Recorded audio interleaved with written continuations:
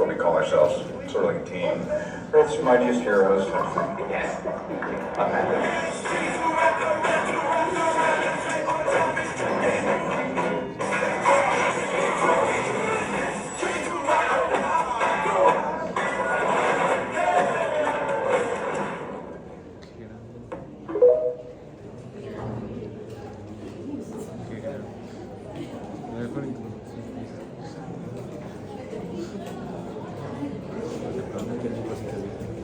Muy bien, buenas tardes con todos. Puse videito para llamar un poco la atención, pero también tiene su razón de ser. Hay mucho golpe, mucha parte traumática y podríamos decir que todo esto está asociado al aparato locomotor. Muy bien, mi nombre es Gustavo Valle Morales, yo soy médico de especialidad de medicina interna, tengo una maestría en lo que es medicina de emergencias. Tengo algunas caritas conocidas que han rotado conmigo y a los que no coincidiremos este año los veré en sexto, a lo que llegan. Ahí vamos a integración clínica. Bueno, me ha tocado este tema. Supongo que es porque no es pesadito. De lo que es semiología del aparato locomotor. ¿Ah? Partamos de un concepto sencillo. ¿Ah? Aparentemente, todo lo que está asociado al aparato locomotor salta a la vista, es muy obvio. Desde lo que siente el paciente, me duele, está hinchado.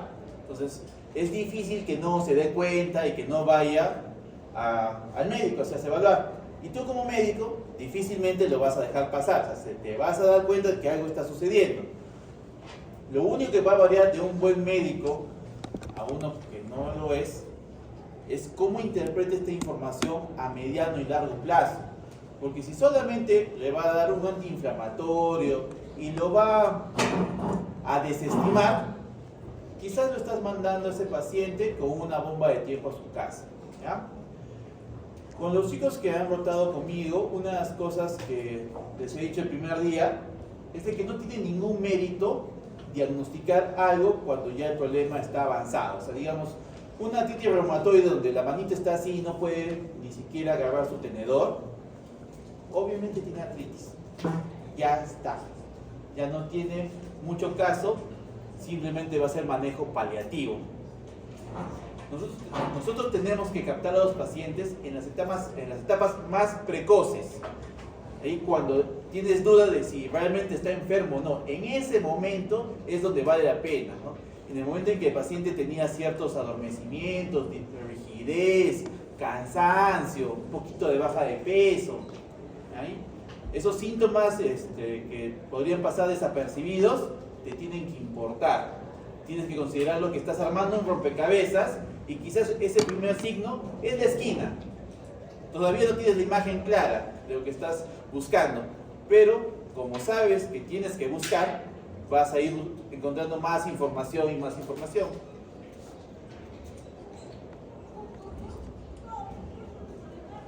Él es Sherlock Holmes. ¿Ya?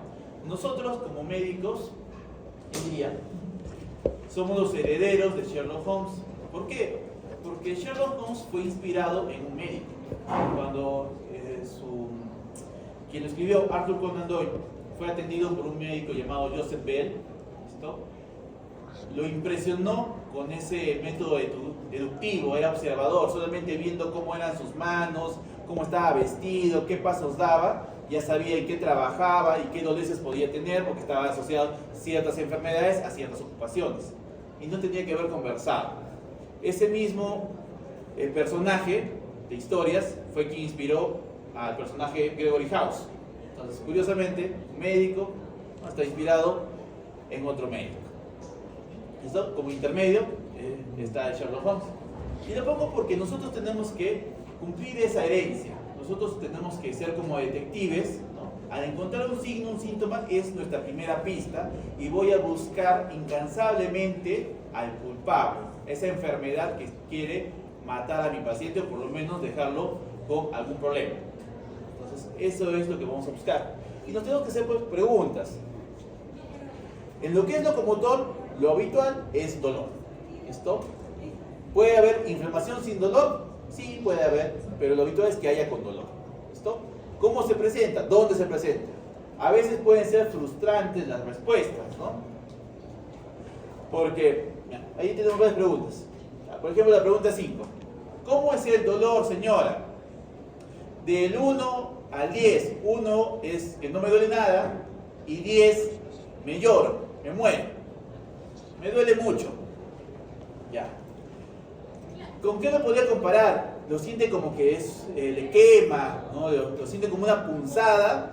¿Cómo le duele? Me duele feo. Ya no quiero hablar con usted. Vas y te quejas con tu docente. Porque sí, lamentablemente, en lo que es semiología, hay dos cosas que son difíciles. Y tú pensarías que entender el idioma médico, ¿no? O sea, todos los términos, ¿no? Los signos, síntomas, epónimos, las maniobras, ¿no? ¿Esa es la parte difícil? No. Esa es la parte fácil de la semiología. La parte difícil es entablar una relación médico-paciente adecuada y útil, ¿no? O sea, que el paciente no te mire con cara de que eres practicante y no te voy a decir nada, ¿no? Sino que te ganes el respeto de manera inmediata porque tienes una presencia y sobre todo porque has demostrado con pequeñas preguntas, pequeños detalles, que es una persona culta y que sabe lo que hace. Y por otro lado, no lo has menospreciado al paciente como para que él se sienta en confianza y te cuente toda la información que tú necesitas, porque mientras más información podamos conseguir, mejores diagnósticos podemos hacer. Si el paciente se va a quedar callado, mismo emo, perdiste, ¿ya? Si eso te pasa en tu examen teórico práctico, te vas a quedar de año, ¿ya? Porque sí necesitamos que ese paciente te colabore. Entonces, tienes todos estos meses, bueno, ya, mes y medio, para que puedas pulir esa estrategia de cómo abordar a un paciente y que te brinde su información. Entonces, bueno, volviendo a las preguntas que están en el Argente, ¿ya? Están en el Argente. Tenemos que ir viendo las particularidades del dolor. O sea, cuando nosotros ya vamos localizando, le vamos dando un tipo de dolor, ya puedo estar inclinando la balanza hacia un diagnóstico. Esto puede ser una cuestión aislada, traumática, circunstancial, o es la punta de un iceberg. Este paciente en realidad tiene lupus y es lo de menos lo de su codo.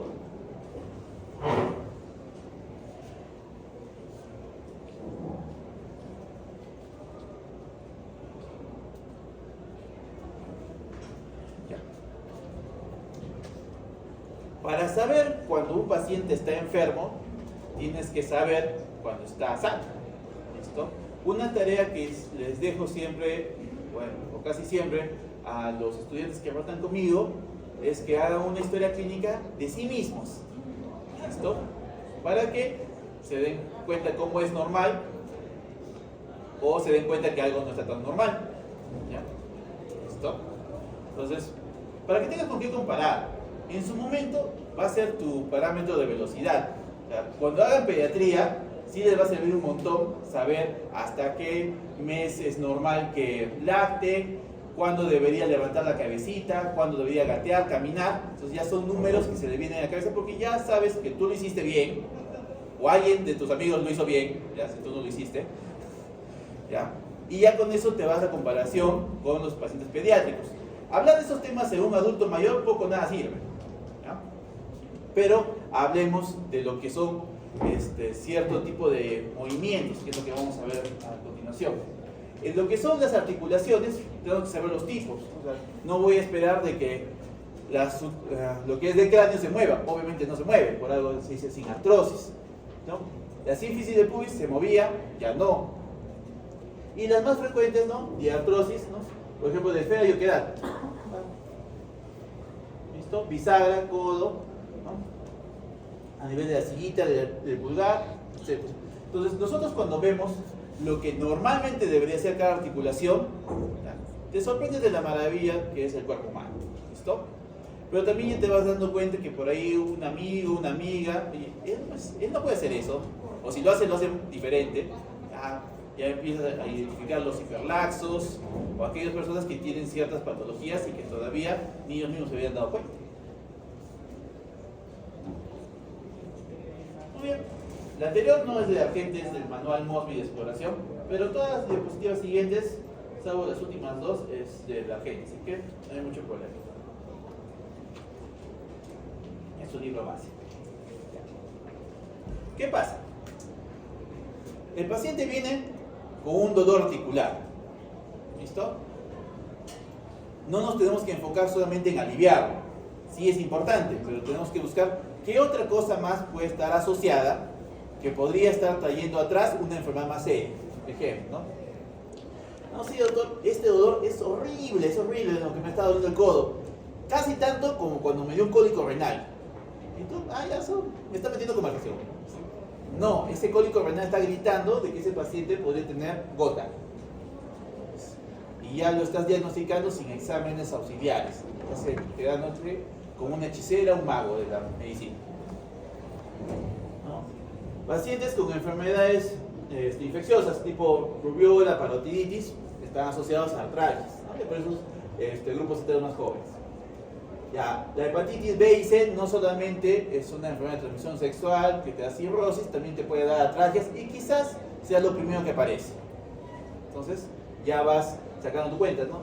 Artralgias, lo ves, trabaja en mina, quizás es promiscuo, quizás tiene hepatitis B. Estás quedando como alguien muy prejuicioso, pero probablemente atines. Bueno, el alcoholismo no es difícil que lo nieguen. Y tenemos otro tipo de problemas asociados.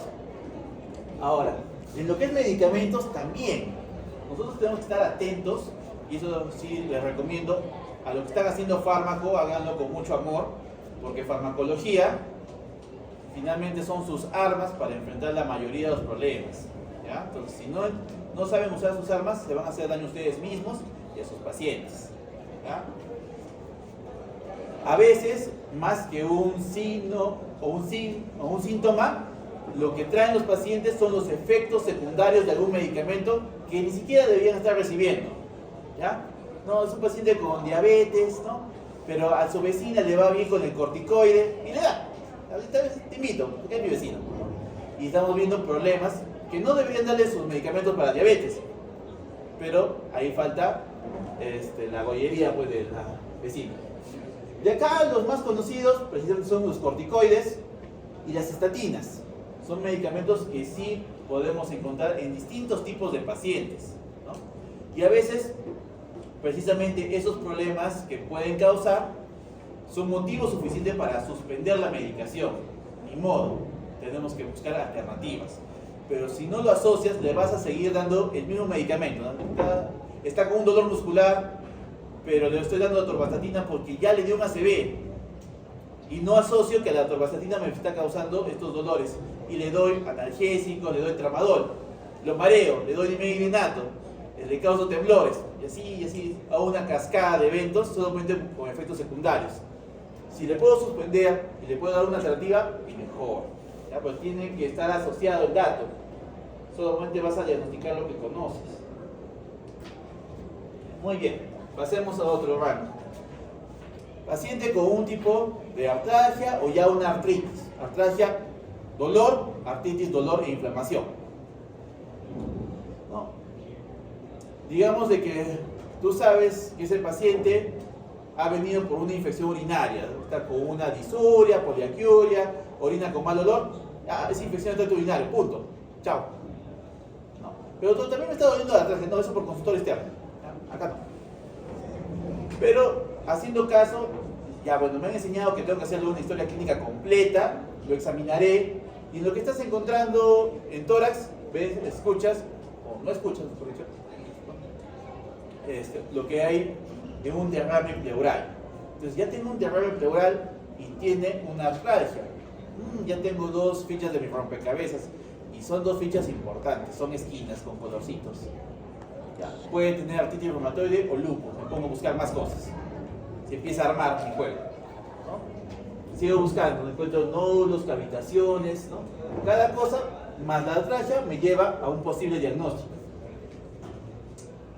Ahora, lo ideal sería de que antes de que termine esta artritis reumatoide causando fibrosis, tú te des cuenta, ¿no? Porque notaste esa artralgia, esa artritis y empezaste a modificar la enfermedad con los medicamentos adecuados. Entonces ya no llega a ser fibrosis.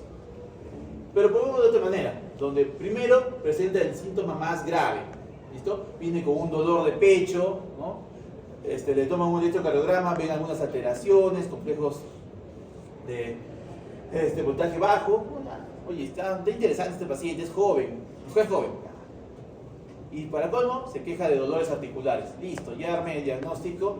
Puede tener una artritis reumatoide, una fiebre reumática, y ese me empieza a abrir un abanico de posibilidades.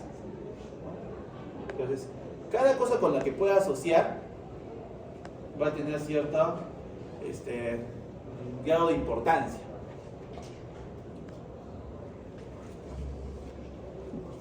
Pongamos, ¿no?, que tengo una enfermedad coronaria, un paciente joven, sí, 40 años. ¿Por qué va a tener una enfermedad coronaria un paciente joven? Está curioso, merece un poco más de estudio, y lo que estoy buscando información por ahí que revela, por fin, a pesar de ser medio estoico, dice, no, sí, bueno, de vez en cuando me duelen las rodillas, pero pensé que era por el fútbol. Pero tú no juegas, pero a veces jugaba. Ya, síndrome de enfermedad mixta, de tejido cognitivo, y empieza a darse varias opciones.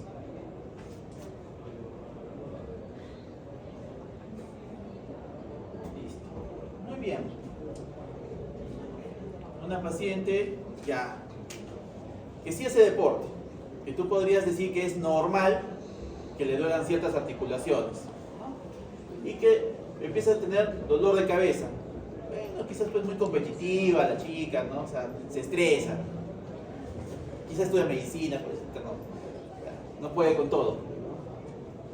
Pero de ahí empiezan adormecimientos, ¿no? Una mononeuritis, una parestesia, o sea, no, quizás contestó mal, ¿no? Estaba jugando bola y contestó mal. Y ahí empiezas a dar excusas, ¿no? Tienes que hacer una unidad clínica donde cada uno de esos síntomas siguen siendo piezas de un rompecabezas y ya lo estás armando. Quizás puedas resolver un problema antes que cause la cosa grave. O sea, cuando ya causó un infarto, ya perdiste. Pero si estás encaminado a eso porque has notado que tiene algunas alteraciones musculares, articulares, y está en ese camino, entonces estás modificando la enfermedad a propósito de un diagnóstico precoz. Bueno, ahí tenemos otras opciones.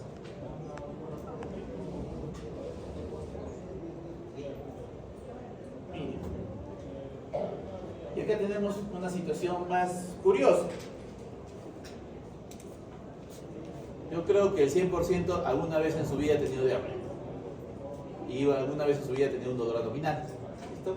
Espero que nadie haya tenido hemorragias, pero también puede ser, porque pueden ser bacterianas, parasitarias.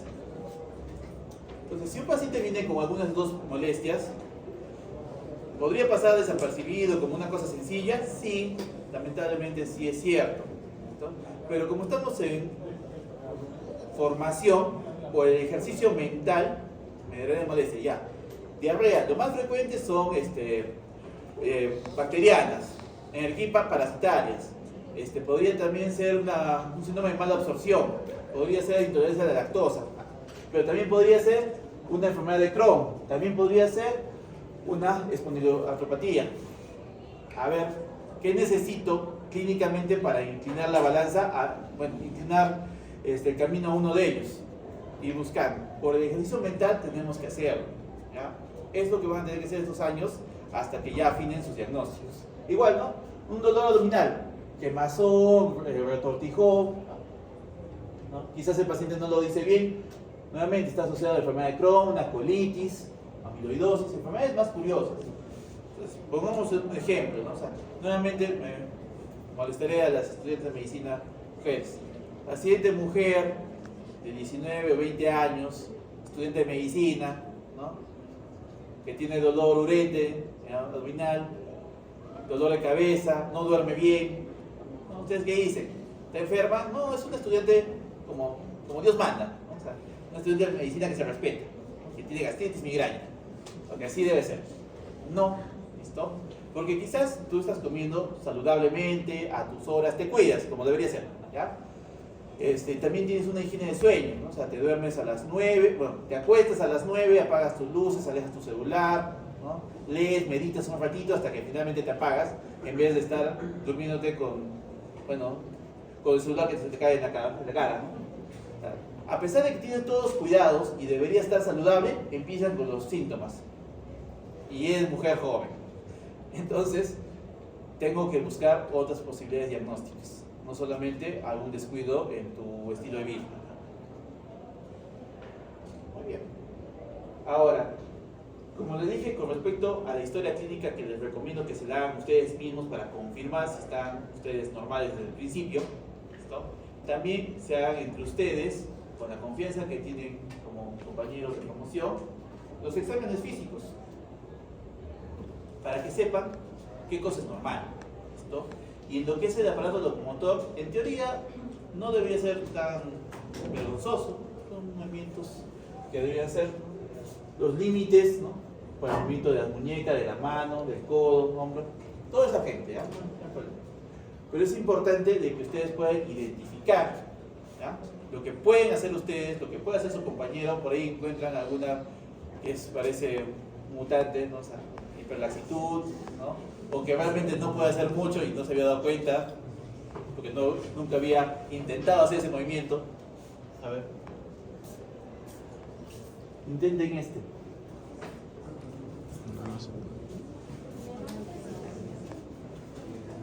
¿Hasta dónde jalan? Y si duele o no duele. ¡Wow! Dice. No puedo. Eso no va a venir en el examen. Ya. Mira, cómo mueve la columna cervical, ¿no? El movimiento. Tenemos que ver las limitaciones. En la maniobra de Spurling es bien interesante porque hacemos pequeñas flexiones con respecto al cuello, y si al hacer una compresión, así digamos, empieza a haber parestesis en este lado, empieza a haber problemas, porque si es un movimiento así todo tierno y hay problemas, significa que hay un daño de manera estratégica. En algún punto de ese camino en el que debería estar circulando feliz el nervio, está siendo comprimido. Algo está inflamado como para estorbar lo suficiente eso. Y tenemos que estudiar.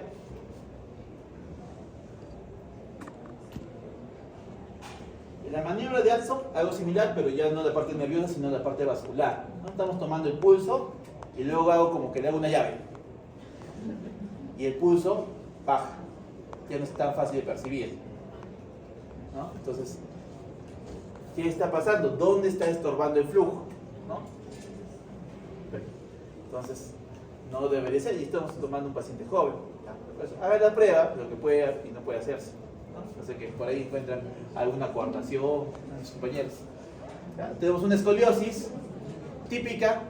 Si queremos que sea más graciosa, lo hacemos agachar, se nota más. La columna dorsal se mueve, sí se mueve, solamente que en un eje. Y por último, a ver si se puede recoger. Normalmente cuando nosotros nos agachamos, de la curva que tenemos aquí, que es hacia adentro, ¿no? La lordosis, se tiene que salir. Eso es lo lógico. Pero cuando se mantiene como una recta, significa que hay un problema serio en esa parte.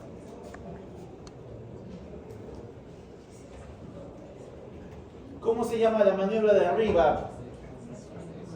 Unánime. La C. Y la de abajo, la que está agachando.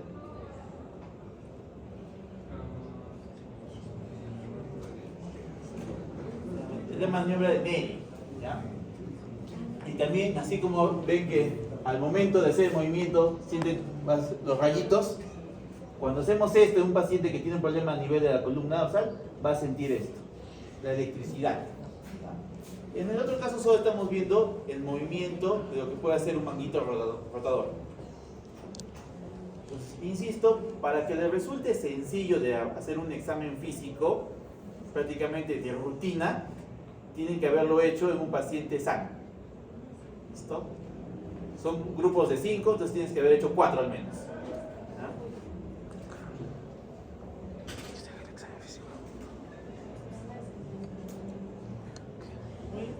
¿Ya? Empezamos a ver cosas patológicas. Ya. ¿Qué es esto? Ya. Empecemos porque es un codo, ¿ya? Pero esto. ¿No? Ah. ¿Quién? Escuché ahí la respuesta correcta. De la bursa. Ya, muy bien. Esto.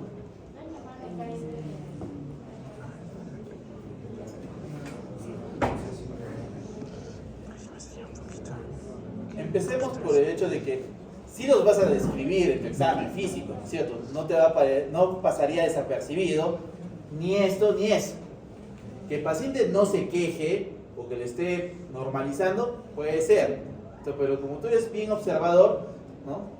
Tienes que describirlo. En otro caso es un ganglión. ¿Cómo se llama esta maniobra? De Fallen, para síndrome del túnel carpiano. ¿Listo? Ya. Entonces, ¿lo podemos hacer? Sí, es fácil hacerlo en una evaluación. ¿Con qué síntomas va a venir el paciente? Con parestesias, ¿no? Sí, me duele, pero a lo que voy haciendo mis cosas se me suelta, ¿no? Se parece a la artritis reumatoide. Ya meto corticoide mejor. No. Primero, le haces la prueba. Segundo, le haces la recomendación. La mayoría de pacientes, la mayoría de personas, ¿ya? Cuando duermen así. O sea, con su frazadita, dobladitas. Entonces tienen 8 horas para estar así.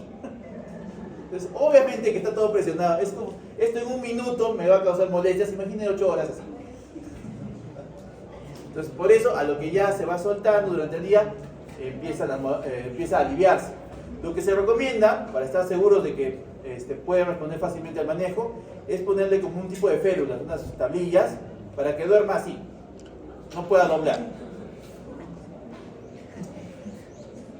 Le va a fastidiar, quizás no va a dormir bien al principio, pero luego va a notar de que no tiene esa molestia al amanecer. ¿Listo? Entonces, de lo que estabas pensando que podría ser artritis reumatoide en su primera etapa de rigidez, no, simplemente es un síndrome de túnel carpiano que incluso va a responder bien al manejo sintomático o quizás hasta quirúrgico, pero va a responder. Acá vemos una manito de un paciente con psoriasis que tiene ya artropatía psoriásica. Hay lisis de las uñas y otro tipo de lesiones nodulares. Si tú ves esta mano, ¿no? Te llamaría la atención mínimo, ¿no? Y lo que tendrías que preguntar es si es una cuestión traumática. Señor, le han cortado, ¿no? Se ha quemado. ¿Qué ha pasado? Pues sinceres. No, sí, doctor, no. Así se me ha ido haciendo en los últimos meses, un año. Yo no me he hecho nada. Entonces, podría estar detrás una enfermedad metabólica. Esta es la contractura de Dupuytren. Entonces, la ves, preguntas, descartas lo traumático, ¿no? La herida, la cicatriz. No lo ves eso, puede ser diabetes, puede ser problemas reumatológicos.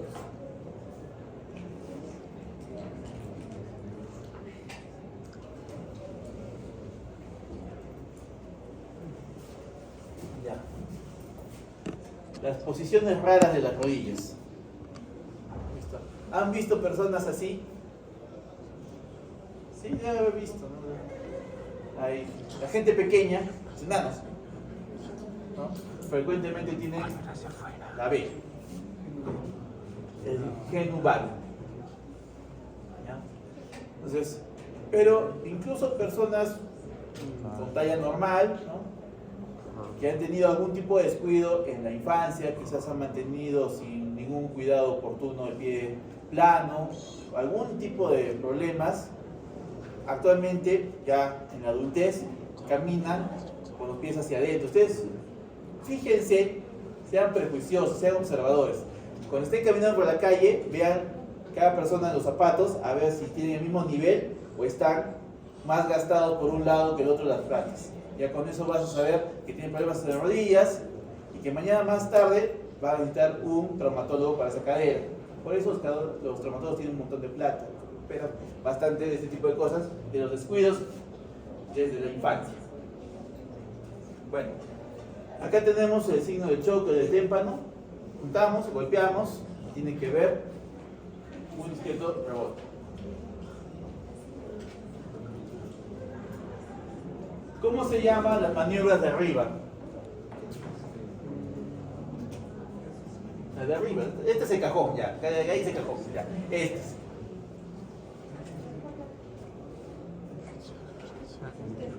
Del bostezo. Muy bien. Cuando está alterado, de qué me habla? ¿Qué cosa está comprometida?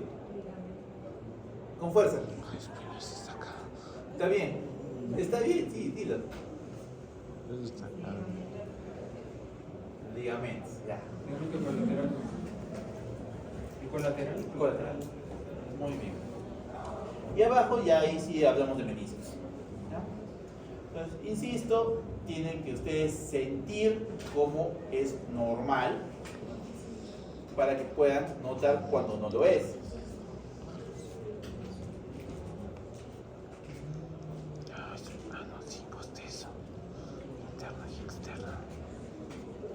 Ligamento lateral. Insisto, como les dije en el primer minuto, que un signo o un síntoma de la parte del aparato locomotor o que esté asociado a un problema reumatológico no pasaría desapercibido.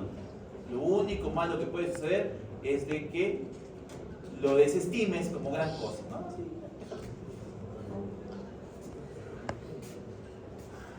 Manchas niveloides. ¿Cómo se llama el último? Right now. Un piecito que quiere tener suerte. Esas lesiones de artritis. Ese no es el Jiménez. No era Jaluca. Muy bien. El punto es que si tenemos un paciente que por fin viene a la consulta, ¿no? Porque lamentablemente no vienen de manera oportuna, vienen cuando esa dolencia, ese síntoma ya está afectando su modus vivendi, ya está afectando su vida y ya están resignados a hacer su cola en el hospital y hacerse ver. ¿Listo? Entonces, si está viniendo por un dolor articular, probablemente con inflamación, ¿no? Tenemos que ver si netamente es un problema inflamatorio, ¿no? O es un problema tipo traumático. Por ejemplo, una hemartrosis. Está inflamada la rodilla, ¿no? Hacemos la ecografía y vemos que hay sangre. Entonces, ha habido una lesión, quizás tiene alguna alteración de la coagulación. Ya me pongo a pensar un poquito más, ¿no? Pero no es que la articulación de por sí está dañada, está respondiendo al estímulo que ha habido. Igual, si estamos frente a un paciente con acromegalia, ¿no? Está a sus dedazos, ¿no? Entonces, no es porque la articulación esté enferma de por sí, simplemente está respondiendo al volumen hormonal que está llegando. Pero, por el otro lado, tenemos casos más específicos.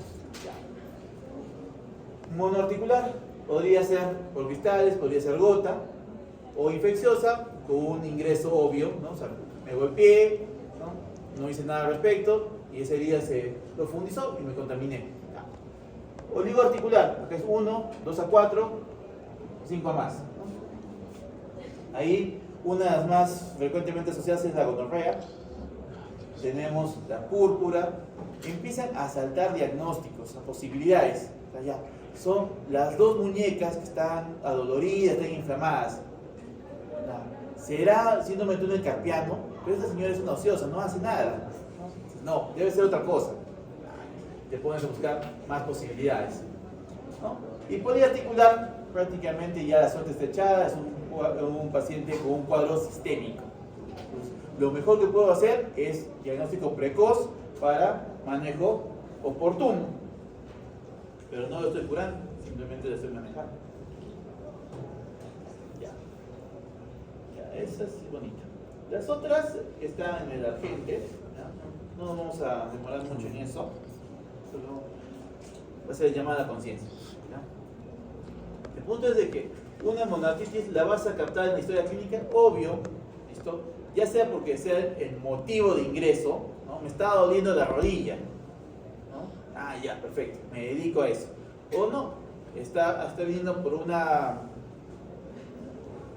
deposiciones líquidas y tú en lo que estás preguntando, ¿no? A ver, yo me acuerdo, el 1 de junio del 2026 aprendí que debo preguntar más cosas. ¿Ya? Si tiene posiciones líquidas, podría hacer cron hasta que se demuestre lo contrario. Y le preguntas más cosas, ¿no? Y por ahí encuentras pistas interesantes. Por el ejercicio mental, mientras están en formación, háganlo así. Quizás de acá a un par de años ya escogen su camino, van a ser psiquiatras, ginecólogos, traumatólogos, qué sé yo. Pero lamentablemente, los psiquiatras, los ginecólogos, traumatólogos y todas las especialidades manejan los pacientes de todo tipo. O sea, no es de que te vas a desentender de la medicina, ¿no? Traumatológica, de los diabéticos, pero no, yo voy a ser cirujano plástico, voy a llenar la plata, cierto, pero los diabéticos y los hipertensos también se hacen operar. Los reumatológicos tienen bastante dinero, precisamente para sus tratamientos. Entonces el punto es de que si encuentras algo que lo aprendiste en pregrado y se va a quedar tatuado en tu cerebro, lo vas a aprovechar mejor, ¿no? Para ver cómo hacer el seguimiento. Ese es el enfoque de cómo tenemos que ir valorando, ¿no? O sea, llamo una artritis, le hago un examen, veo si hay más de 2000 leucocitos, ¿ya? Para ver un problema inflamatorio, o si es por el lado de los cristales. Ya me voy inclinando la balanza. Es la manera como tenemos que actuar en cada una de las enfermedades. Y cuando ya tengo ciertas sospechas, ya lo parto por grupo etario, ¿no? Ya. Si es inflamatorio y está en 17-50 años, podría ser una espondilortopatía. Y estás haciéndolo oportunamente. Quizás esa paciente mujer, ¿no? Quiere embarazarse. Si va a necesitar tratamiento, primero el tratamiento y luego podrá embarazarse. Entonces, estás haciendo algo positivo para el paciente. Muy bien, ya. Pues estamos frente a un caso un poquito más amplio, ¿no? Poliartralgias, ya 5 más, ¿listo? Vemos si hay sinovitis, vemos el tiempo de los síntomas, ¿no? Para ver qué tipo de exámenes voy a pedir, porque hay la escuela de que los reumatológicos son difíciles de diagnosticar y pediré examen laboratorio. No son específicos, ¿no? Hay muy pocos que realmente te ayudan desde el principio. Entonces dependes mucho de tu clínica para inclinar la balanza y de preferencia no hacerle gastar mucho dinero al paciente, porque le vas a hacer pagar 3000 soles para decirle, podría hacer estos 5 diagnósticos porque ha salido positivo para esto, ok. Ya, me voy a ir con otro médico, ahí insiste. Pero bueno, y tenemos las causas más comunes, ¿no? O sea, artritis, lupus, enfermedad mixta, dermatomiositis. Y uno pensaría de que estas enfermedades pues, son, no sé, pues, en los noruegos, en los belgas. No, tenemos un montón de pacientes de este tipo en el MINSA, en eSalud. Tenemos personal de salud que tiene estas enfermedades. Yo conozco por lo menos 4 reumatólogos que tienen enfermedades reumatológicas. O sea, es curioso, pero ahí está. Por eso escogieron su especialidad. Entonces, imagínense, es una cosa muy frecuente en el medio. Tenemos que diagnosticarlo precozmente.